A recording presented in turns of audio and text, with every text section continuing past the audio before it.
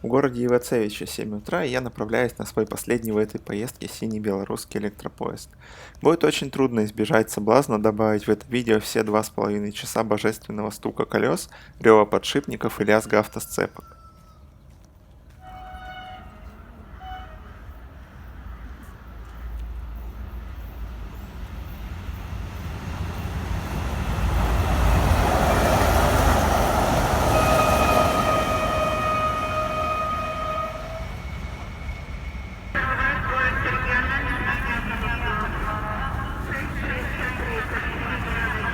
Стоянка 1 минута.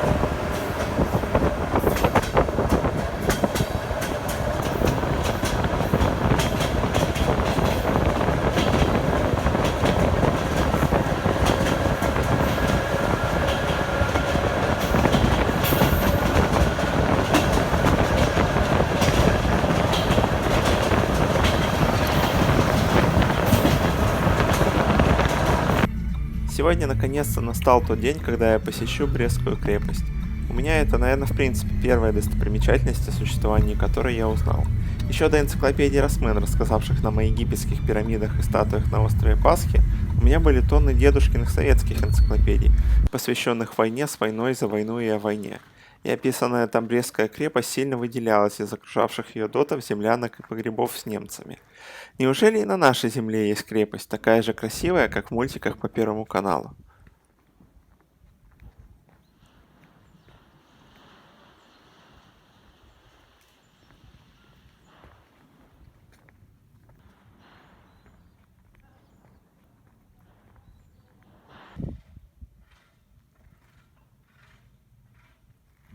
Не надо было, конечно, мне такому впечатлительному расти на таком материале. Помню, как, начитавшись книг про пионеров-героев, решил, что раз они терпели, значит и я должен терпеть, и следующие 4 года буду жить, как будто вокруг война.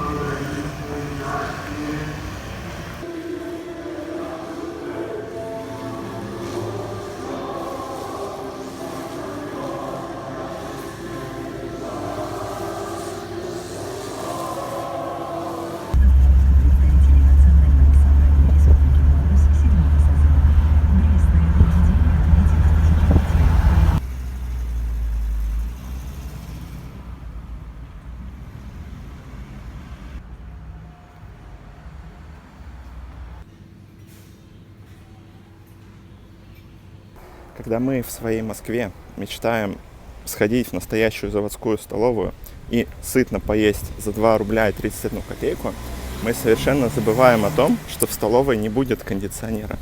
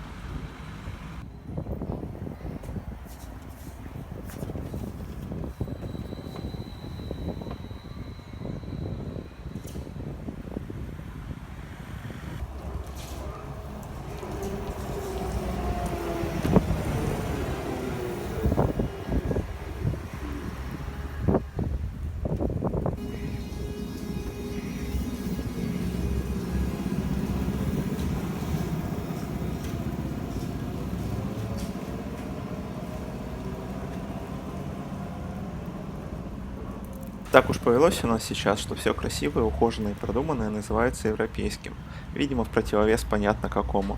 И следуя этой терминологии, Беларусь, конечно же, стоит назвать европейской страной, а Брест очень европейским городом. Хотя, разумеется, Беларусь, она в первую очередь белорусская, и европейская здесь далеко не главный компонент.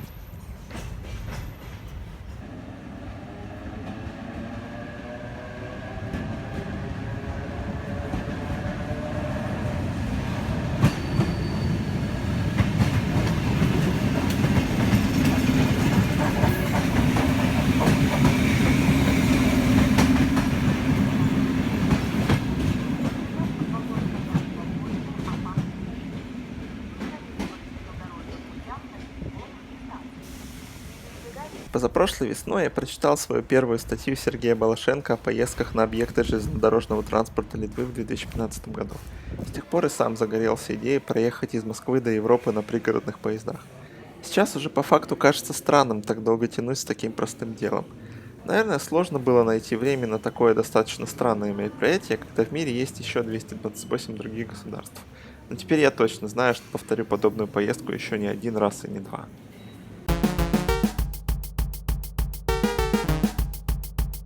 А пока я жду электричку, есть время купить авиабилеты в Прагу и обратно вместе с моим другом Сережкой. Привет, Серег! Привет, Володька! Я покупаю авиабилеты в приложении Safari. Просто заходите на сайт авиакомпании, выбираете направление, дату и время. И самые дешевые авиабилеты по самым выгодным ценам теперь ваши. Приложение Safari. Путешествуйте с нами! Крайне разочарован подачей поезда. По моим подсчетам, уже сейчас я должен был впервые в жизни встретиться с одним из легендарных польских электровозов с огромными буферными фонарями. Но пока никакого электровоза нет.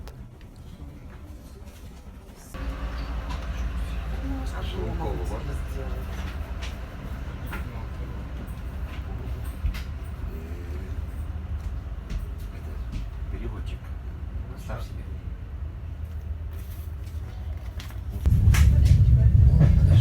Раньше же в подъезде ум тоже учились, правильно? Наши специалисты где-то учились, но они назад возвращались. А сейчас, если кто попадает...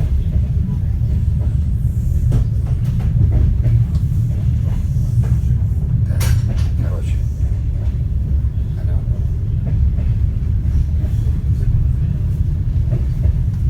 Алло. Алло.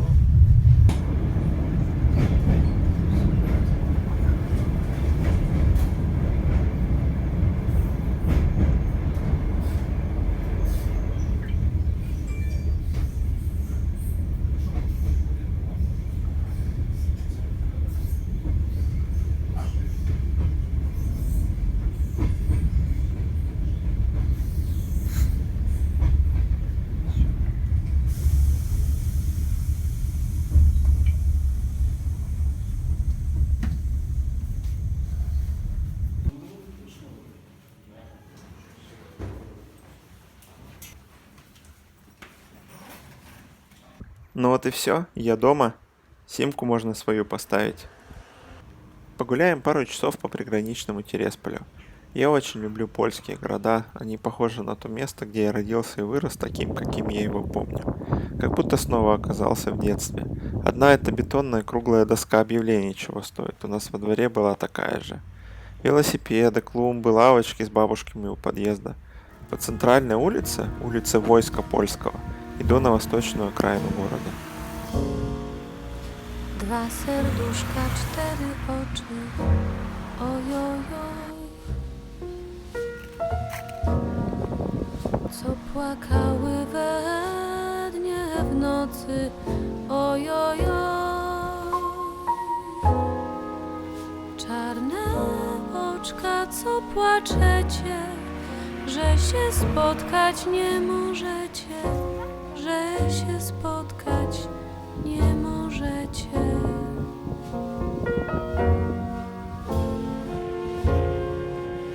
Kiedy chłopiec chory miły, ojojoj,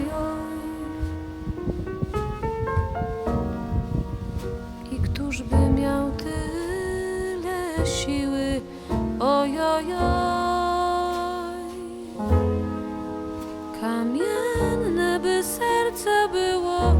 żeby chłopca nie lubiło, żeby chłopca nie lubiło.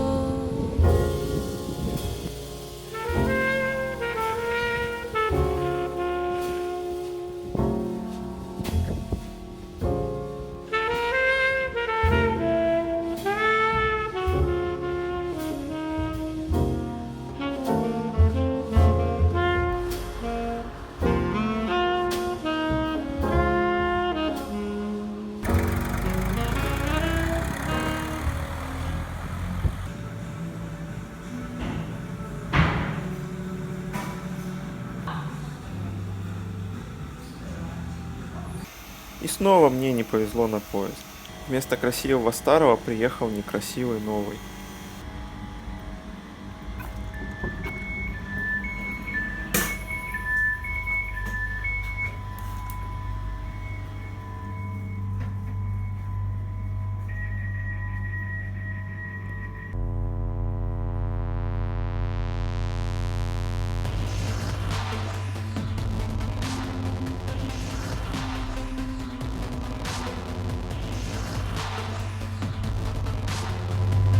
Następna stacja Kodelany.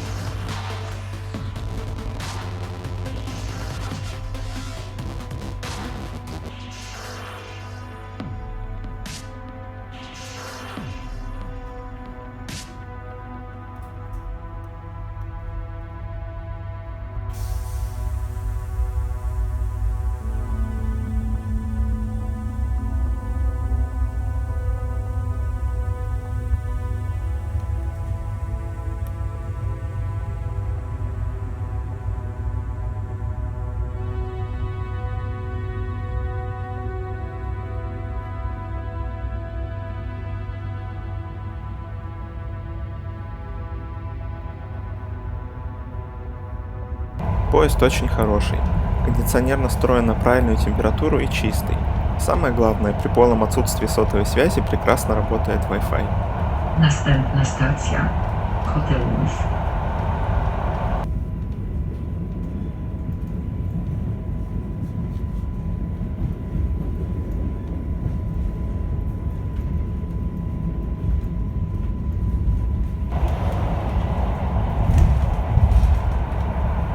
Następna stacja Isie.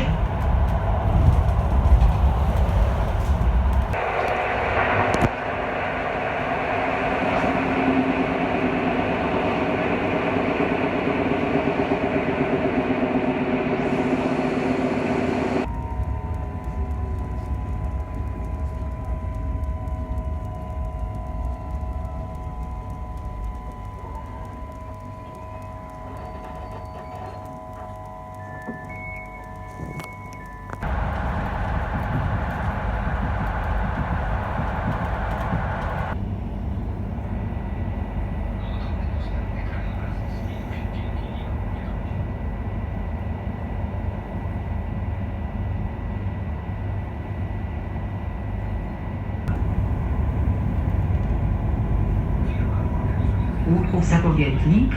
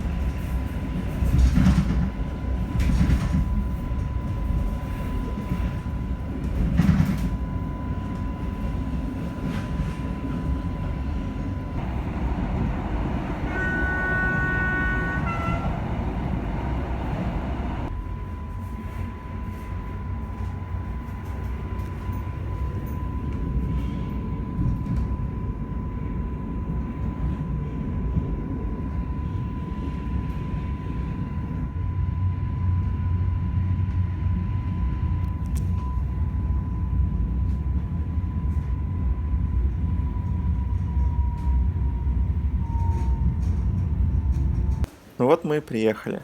Улица Колеева железнодорожная, улица Дворцовая вокзальная.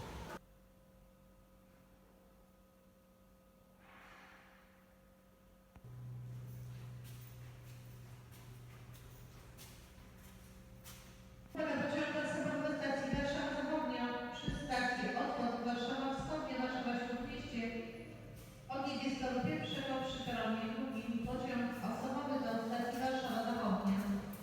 Przy stacji Odwrót Warszawa Wschodnia Warszawa Śródmieście odjedzie z toru pierwszego przy peronie drugim. Prosimy zachować ostrożność, nie zbliżać się do krawędzi peonu. Informujemy, że z powodu modernizacji linii na odcinku Pilawa-Odwrót przewóz podróżnych realizowany z autobusem komunikacji zastępczej na podstawie ważnego biletu kolejowego.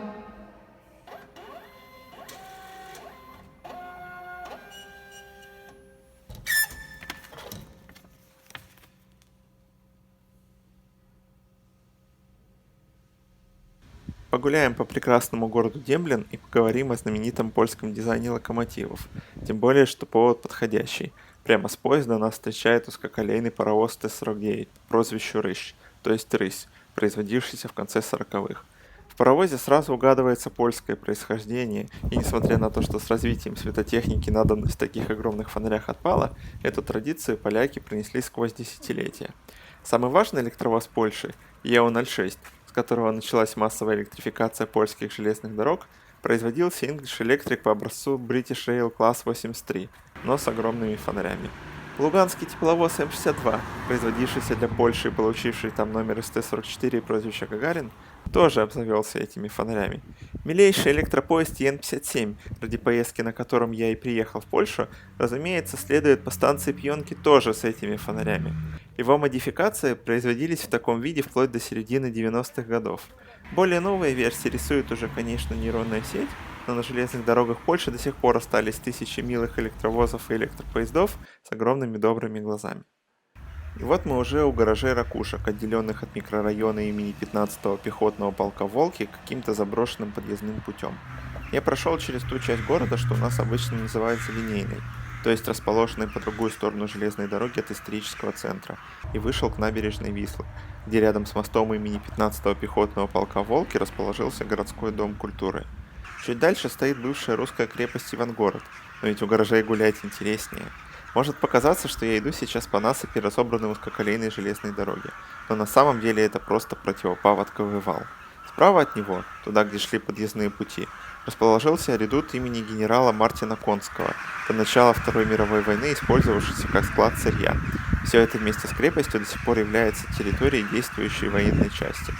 Может показаться очень странным, но чтобы понять, зачем в эти гаражи идет железная дорога, я потратил больше 3 часов в польском гугле.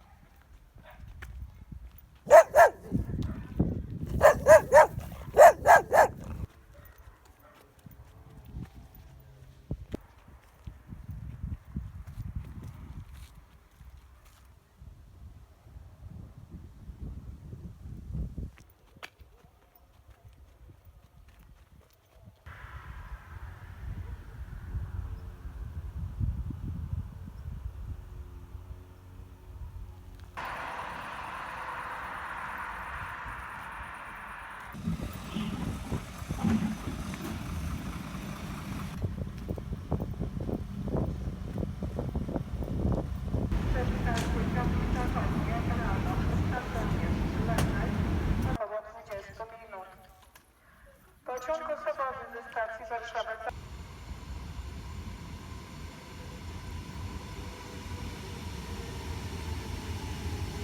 Еее.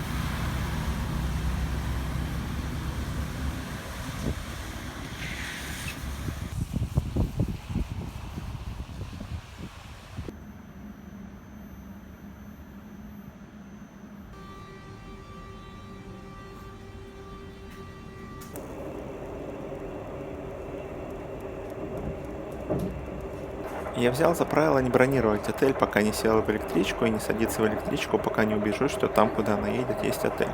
Но в этот раз поленился перепроверить расписание, оно изменилось, и запланированный поезд на Кельце ушел из Скаржиска-Каменной за несколько минут до моего туда прибытия. Хорошо, что ближайший свободный отель оказался всего в 8 километрах. Я смог укрыться от проливного дождя в помещении с банкоматом и с помощью Google Translate по-польски вызвать такси по телефону.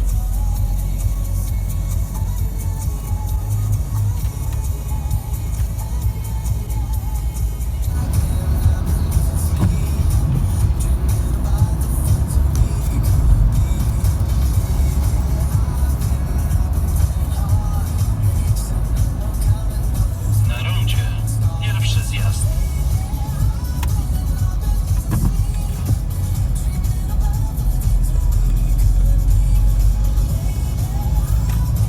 Za 300 metrów skręć w lewo. Сколько раз ездил на такси в Польше, все время по радио музыка такая играет, что потом жить хочется. А указатели, вы видели эти дорожные указатели, этот зеленый цвет, этот шрифт? Главный итог сегодняшнего дня, если есть страна лучше, чем Беларусь, то это Польша.